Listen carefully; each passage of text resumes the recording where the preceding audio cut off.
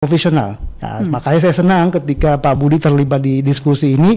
Kata-kata profesional inilah yang ingin kita dapatkan dari pengalaman Pak Budi. Kita harus beri apresiasi pemerintah dengan Bank Indonesia itu memang ada birokrasinya sendiri-sendiri. Kami punya birokrasi pemerintah, BI juga punya cara, swasta juga punya cara. Nah, alangkah bagusnya kita memang sharing ya, karena good practices yang ada di BI saya pikir sudah bisa kita lihat bagaimana manajemen tata kelola human development di BI dan lainnya itu bisa kita belajar bersama, sehingga tadi yang jadi kunci untuk perubahan itu sedikit banyak kita bisa mengambil sarilah dari pengalaman Pak Budi. Saya sangat senang Radio RH mengundang Pak Budi untuk bisa sharing, sehingga kami dari pemerintah daerah bisa ikut belajar, bisa ikut menimba hal-hal yang baik di tempatnya Pak Budi. Dan insya Allah saya sebagai karo organisasi yang memiliki salah satu tugas fungsinya adalah mendorong perubahan budaya kerja. Saya kira ini akan menjadi satu momentum yang menarik untuk kita share. Saya kira itu. Baik, terima kasih Pak Karo. Sebelum kita masuk ke human capital itu, definisi dari human capital itu apa? Saya mau menyapa dulu Pak Budi. Iya Mbak Nanda.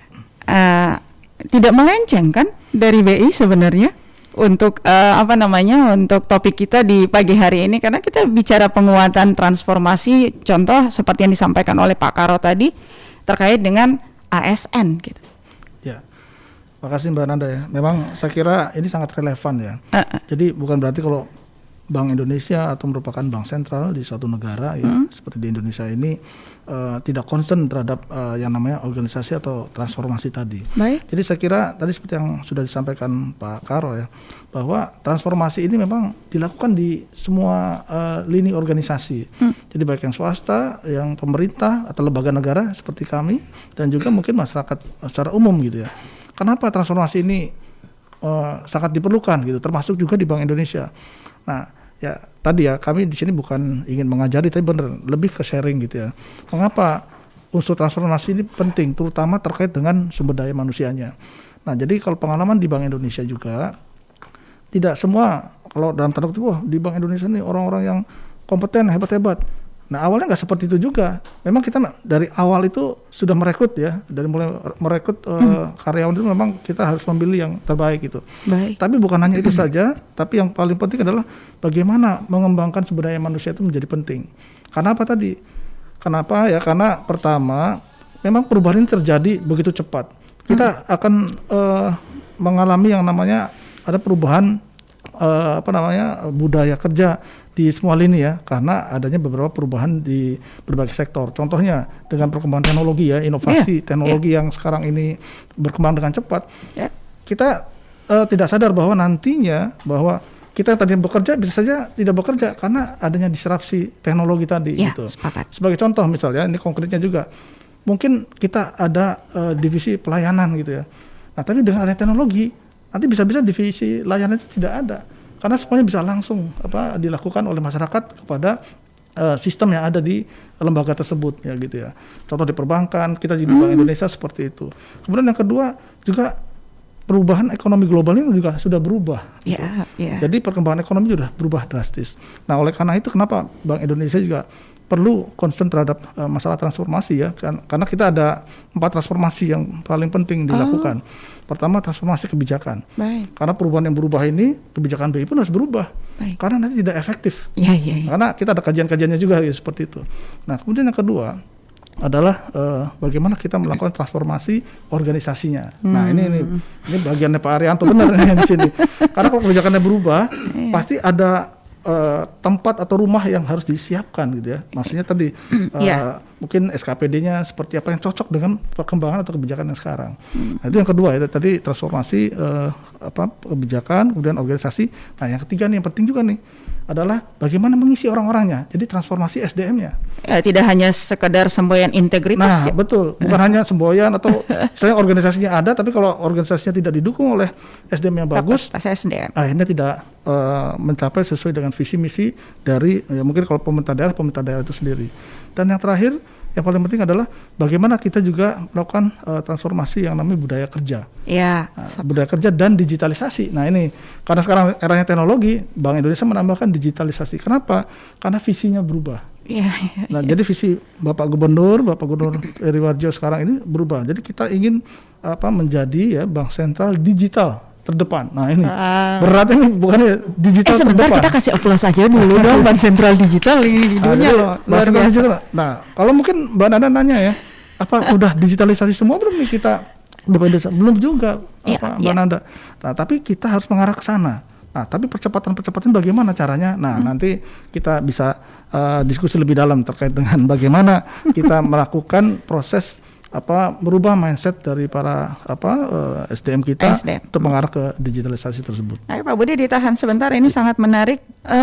Human capital definisi, ya, udah pasti sahabat era human capital ini apa sih sebenarnya? Ini barang apa sih? Kok modal manusia seperti apa ya? Silakan Pak Ari. Human capital saya pikir tadi sudah sedikit banyak disampaikan oleh Pak Budi ya. Jadi human itu kan aset. Jadi kalau kita bicara sumber daya, ada sumber daya alam, sumber daya biotik, non biotik, ada sumber daya manusia. Nah, manusia ini adalah aset. Jadi kapital yang bisa dikapitalize menjadi sebuah modal yang kuat. Kenapa ini aset penting? Karena kalau kita bicara misalnya kita bicara ekonomi ya.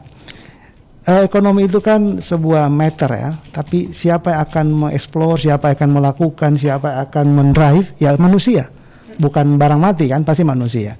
Maka kalau mau seperti kalau kita menggambarkan ekonomi, kalau mau ekonomi kita bagus, berarti harus punya orang-orang yang paham tentang ekonomi dengan kapasitas yang bagus. Kalau kita ingin pelayanan publik yang bagus di pemerintah, maka kita harus bisa mendapatkan orang-orang yang paham betul, yang mengerti betul dan kuat tentang pelayanan publik. Kalau kita bicara misalnya tadi sudah eranya digital, kalau kita sudah di 5.0 memang digitalitas ini sudah sangat masif.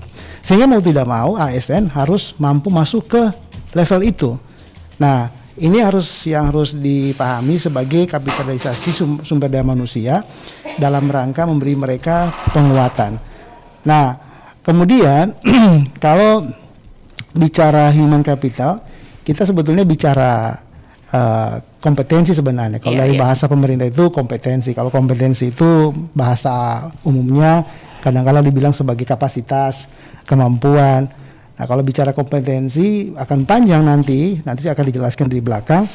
Bicara manusia sebagai dia individu. Kalau manusia individu kan kalau dalam bahasa orang ekonomi dia rasional man. Artinya ya dia berpikir kalau apa yang dia pikirkan dia rasa itu paling benar. Sementara sebetulnya manusia itu sebetulnya dari kacamata behavior ekonomi itu orang-orang yang tidak konsisten. Dia bilang hari ini begini, besok udah berbeda. Nah, inilah bagian-bagian daripada isu-isu yang harus diadapt ke dalam pembahasan tentang human capital, sehingga kita memahami manusia itu dari sisi individualnya, dari tidak hanya kapabilitasnya, tapi bagaimana dia kemampuan berpikirnya, sampai mindsetnya. Itu bicara kalau kita bicara human capital dalam konteks yang mendalam dan luas. Tapi ada poin-poin penting nggak sih sebenarnya Pak Karo di di penguatan transformasi human capital ini, apa saja sih poin pentingnya aja? Yes, kalau poin pentingnya pertama kita harus merujuk kepada perkembangan kebutuhan masyarakat ya. Karena kalau kita pemerintah itu di Undang-Undang ASN nomor 4 2015 itu masa ASN itu adalah pelayanan publik, penyelenggara pelayanan publik, kemudian pemersatu bangsa. Nah, dalam konteks pelayanan publik, maka kita harus berespon terhadap kebutuhan dan perbaikan dan perubahan pada ranah pelayanan publik. Tadi seperti Pak Budi menyatakan, kalau dulu masyarakat antri di meja, sekarang mereka hanya dengan texting dari kamar sudah minta dalam konteks pelayanan. Nah, apakah kita sebagai pelayanan publik berubah terhadap itu? Itu satu. Yang kedua adalah bahwa sekarang sudah eranya berbeda sekali ya. Begini, dalam konteks penguatan human capital ini, dulu kita memahami pada waktu masanya learning 2.0, orang itu misalnya kalau kami di Pemda itu kalau bicara penguatan pendidikan itu biasa masuk ke kelas, ramai-ramai mendapatkan satu pelajaran yang sama, yang belum tentu saya bawa pulang, orang lain bisa bertahan 1 hari, 2 hari, 3 hari. Berbeda cara memahaminya dan berbeda kebutuhannya. Nah, sekarang di era machine learning, orang belajar dengan cara yang cepat melalui internet. Itu tentu sudah berbeda. Nah, apakah cara kita belajar sebagai pemerintah itu masih seperti dulu atau sudah berbeda? Nah, makanya